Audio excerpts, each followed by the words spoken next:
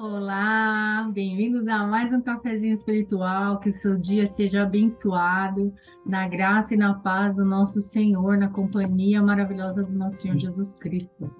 Vamos para o nosso cafezinho espiritual de hoje. Pega aí o seu cafezinho. Meu tá aqui, na verdade eu vou de chá hoje.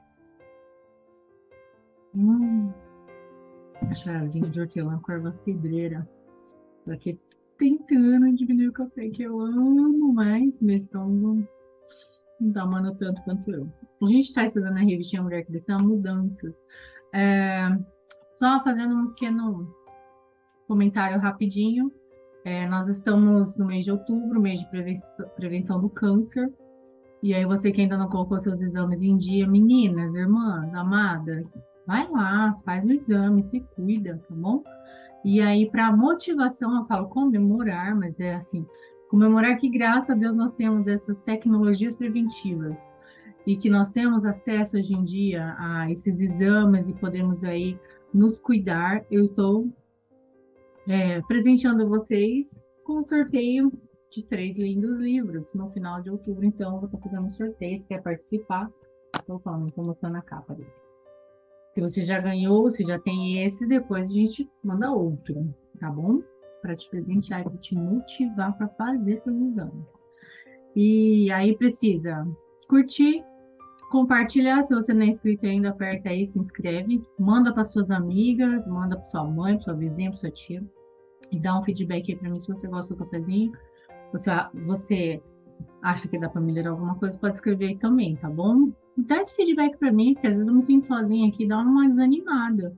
Então me ajuda a ficar animada e continuar gravando o cafezinho, fazendo essa meditação diária com vocês, tá bom? Às vezes você fica quieto, acho que não tá gostando, eu falo, acho que não vai dar. Então me ajuda aí, tá bom?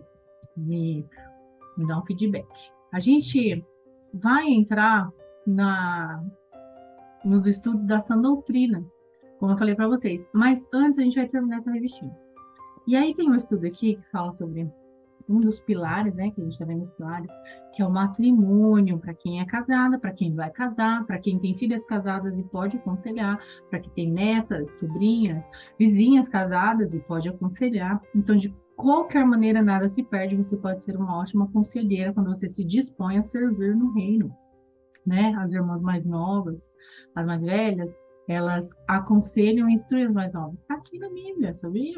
Já viu? Então, e começa aqui, né? Nós vimos que existem alguns pilares para a restauração do nosso coração, o arrependimento, as mudanças necessárias. Também pilares para mudança pessoal. E agora nós vamos ver um dos pilares da família, que é o matrimônio. Da família cristã, claro, porque sempre a nossa visão é o cristianismo. Só que esse estudo ele é bem grande, a gente vai dividir, tá bom? Então, por isso eu peguei essa semaninha, são 8 páginas, bem grandinho. Então, aqui é um estudo com base em uma série originalmente espanhola, com caráter, sim, foi escrito em Porto Rico, com caráter cristão, onde o foco é a família cristã. E foi publicado em português, com permissão, traduzida por Neide Siqueira. Vamos ver. Não é fácil, começo falando assim, não é fácil abordar o tema casamento, ainda mais considerando as várias interpretações dadas a esse tema. Todavia, o importante é sim estudarmos a respeito, devido à importância enorme desse assunto. Em vista do matrimônio, em nossos dias, estar se tornando cada vez mais frágil, né? Mais descartável, mais calamitoso, mais desprezado, menos levado a sério. A gente pode dar vários sinônimos, né? Hoje em dia, a perspectiva de casamento é não passar de 2 anos. Ou Daqui 10 anos nem tem mais casamento, só esse negócio de união estável, não deu certo, já cada um no seu canto e pronto. Destruindo a família, esse conceito maravilhoso, que inclusive não foi idealizado por nós, né? Foi idealizado por Deus. Então, por isso o casamento, ele é sagrado, porque é um ser sagrado, o nosso Deus disse, né? Sai da tua parentela, toma como esposa e vai e constrói uma família. Então, assim, não foi qualquer um, tá? Então, é sagrado. Muitos jovens acham que tal relação é desnecessária para alcançar a felicidade na vida. Outros acreditam que a harmonia no casamento seja impossível. Imagina, dois seres humanos convivendo juntos, deve ser impossível. Ah, gente, pelo amor de Deus, né? É só engolir o orgulho algumas vezes, perdoar algumas vezes, colocar em Deus em primeiro lugar e consegue sim, para de absurdo. Deus criou o ser humano para relacionamentos. Outros acreditam que a harmonia no casamento seja impossível. Esses rapazes e essas moças, ao observarem a realidade da união conjugal em seu próprio meio, afirmam com justa razão: é melhor não cometer os erros dos mais velhos.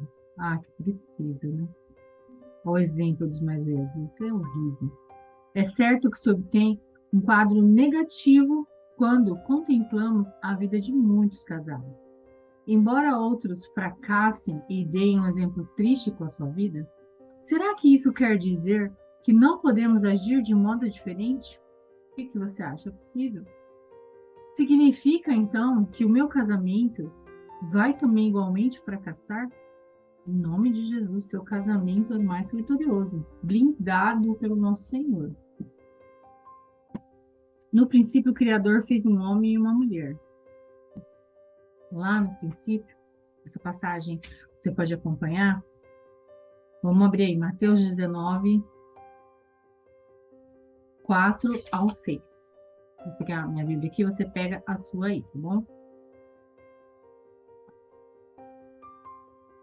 Então, Mateus 19, do 4 ao 6, Jesus fala assim.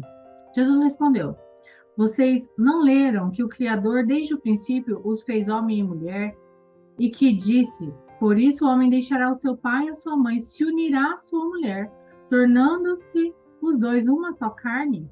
De modo que já não são mais dois, porém uma só carne. Portanto, que ninguém separe o que Deus uniu.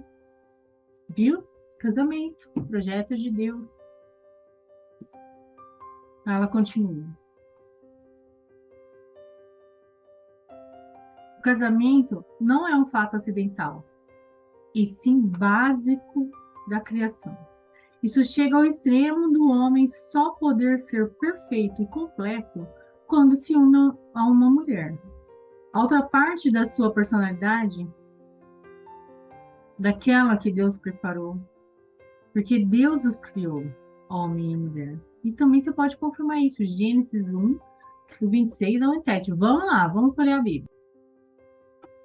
Pega aí, primeiro livro da sua Bíblia, já se abre, já é Gênesis. Capítulo 1, primeiro capítulo. Aí o versículo, o capítulo geralmente está em grandão, assim, ó. Que para quem não tem ainda muita intimidade, aí fica grandão. E aí as letras menores são os números de versículos, tá? Então a gente fica capítulo 1, versículo 26 e 27. Fala assim: e disse Deus: façamos o homem, o ser humano, a nossa imagem, conforme a nossa semelhança. Tenha ele domínio sobre os peixes do mar, sobre as aves do céu, sobre os animais domésticos,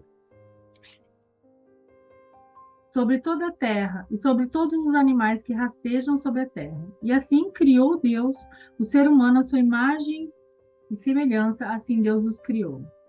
O homem e a mulher os criou. E Deus disse: sejam fecundos e povoem a terra. Olha só, tô lendo, gente, as passagens, que eu estive com uma irmã e eu perguntei para ela, não vou falar nomes, tá, gente? Cada um sabe o tanto que consegue estudar, o tempo que tem, mas dá sempre para melhorar, sempre digo isso. Eu disse para ela, sabe aquela passagem da saída do Êxodo? Você já leu ela inteira? Então você deve saber. Aí ela falou para mim que nunca tinha lido. Então, é muito importante a gente meditar lendo a palavra, né? E aí, aqui eu posso, sim, falar resumindo, mas eu quero ler. Às vezes tem alguém que está só ouvindo e estudando com a gente, assistindo, mas não está com a Bíblia na mão. e consegue acompanhar um pouco da palavra também, né? Porque nem todo mundo conhece todas, às vezes é recém-convertido, às vezes nem se converteu ainda, às vezes está se convertendo, e às vezes não lembra, já estudou, mas já passou muito tempo. Então, vamos ler as passagens. Então, o casamento não é acidental. O homem criou, Deus criou o homem, né? O homem e a mulher. Até o momento em que criou o casal humano, Deus não ficou totalmente satisfeito com a sua obra. Gênesis 2:18. Ele deseja, então, que o homem e a mulher se unam através do vínculo do matrimônio, que possibilita a vida conjugal em toda a sua plenitude, fazendo do casamento uma bênção. Gênesis 2:18. Vamos lá? Abre aí comigo. Gênesis 2:18 fala assim: E o Senhor Deus disse ainda: Não é bom que o homem esteja só. Farei para ele uma auxiliadora, você e eu, para que seja semelhante a ele e o auxilie. Por isso o significado de auxiliadora. Olha que legal. E em Efésios 5, do 31 ao 32, já abre aí, o apóstolo Paulo fala de uma relação íntima entre o homem e a mulher e a compara com um relacionamento que deve existir entre Cristo e a sua igreja. E ele começa dizendo: grande é esse ministério. Vamos lá de novo, Efésios, está lá mais para o final da Bíblia. 5, do 31 ao 32. Efésios 5, 31 ao 32. Eis porque o homem deixará o seu pai e sua mãe e se unirá a uma mulher, tornando-se os dois uma só carne. Grande é esse ministério, mas eu me refiro a Cristo e à igreja. Olha só, ele fez um comparativo do matrimônio com o ministério de Cristo com a sua noiva, a igreja. Então, assim como Cristo é o cabeça da sua igreja, salvador do corpo, da mesma forma que ele e seus seguidores são inseparáveis em essência, assim também deve ser a intimidade entre o casal, inseparáveis, né? O homem é a cabeça e o salvador da mulher, e ambos se unem perfeitamente sob o laço matrimonial, e a mulher sendo auxiliadora. Cada um tem uma função. Deus é perfeito, ele não quer a mulher sobrecarregada, não quer o homem saindo da sua função, se sentindo não protetor, se sentindo inutilizado. A nossa sociedade tem deturpado muita coisa. Mas a gente vai fazer esse tudo inteiro. Embora se trate de dois seres diferentes, com educações e ideias discrepantes muitas vezes, formarão um par inseparável, ligados invisivelmente pelo casamento. E ainda a palavra diz: o que Deus uniu não separa o homem, como a gente viu. Jesus nos diz aqui que o Criador é que torna possível a união desses dois seres. E a principal interessada, né, gente? A idealização de tudo isso foi dele. Essa união é permanente e por mais que esteja atravessando por problemas, contratempos difíceis e até aparentemente impossíveis de se solucionar, ele sempre prevalecerá, porque a mulher é a parte do marido e este dela. Parte do marido e este dela. De modo que os dois são um. A mulher não fica completa sem o seu marido, nem tampouco o homem sem a sua mulher. É interessante considerar o comentário bíblico que Deus tomou algo de Adão para formar a mulher, a sua mulher. Muitos casamentos em nossos dias estão fracassando e terminando nos tribunais de divórcio. Será que é mesmo necessária essa atitude? Será que não há uma solução para esses problemas que afligem a humanidade? Será que os casamentos estão fadados a acabarem e não alcançarem o projeto de Deus de toda uma vida, de ser os pilares da família? Ou será que é o ser humano que está tão orgulhoso que não consegue ceder o perdão? Será que as esposas estão tão orgulhosas que não conseguem entender as suas funções, não querem aceitar os seus papéis no matrimônio? Está todo mundo atrás do eu, para mim, para mim, para mim, e se esquece que o casamento é para cuidar do outro. Eu me casei para fazer o Rodrigo feliz. O Rodrigo se casou para me fazer feliz. E nós estamos juntos e unidos para servir a Deus, para obedecê-lo e cuidarmos um do outro, cada um na sua função. E aí essas perguntas a gente vai responder no próximo cafezinho, continuando esse estudo gostoso. E se você não é casada, fica comigo, já vai aprendendo como é importante o matrimônio, tem que ser levado a sério. Então, antes de falar o sim, vai lá, vai nas Sagradas Escrituras, ele é cristão, ele está de acordo com a minha fé, ele vai me aproximar ou me separar de Deus? E se você já é casada e às vezes pensa, eu devia me divorciar, primeiro vai ver a vontade de Deus. Você coloca Deus em primeiro lugar, você é cristã mesmo? Vamos ver o que Deus fala sobre o casamento. Vamos lembrar o projeto de Deus, sempre colocando Deus em primeiro lugar na sua vida. Vamos orar. Senhor Deus, obrigado, Pai, por mais este dia, por esse estudo. Nos ajuda a entender, ó Pai, a importância do casamento, um dos pilares fundamentais da família. Não deixa esse mundo, Senhor, entrar nas nossas mentes e estragar algo tão maravilhoso que o Senhor idealizou, que o Senhor nos ensinou, nos instruiu e espera de nós. Ó Pai amado, blinda os casamentos dos nossos irmãos na fé, blinda o meu casamento. Que o Senhor esteja à frente das famílias, abraça-nos, envolve-nos na sua proteção, para que o mal não se chegue a nós, para que os casamentos não sejam desfeitos, para que não haja divórcio, pois nós sabemos, ó Pai, que não é a sua vontade.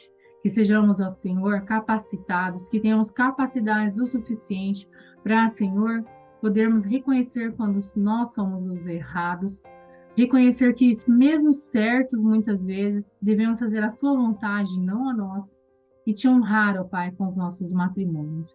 Em nome de Jesus é que oramos a Ti nesse dia. Amém. Gente, a gente continua amanhã. Um beijo, fique com Deus. Até.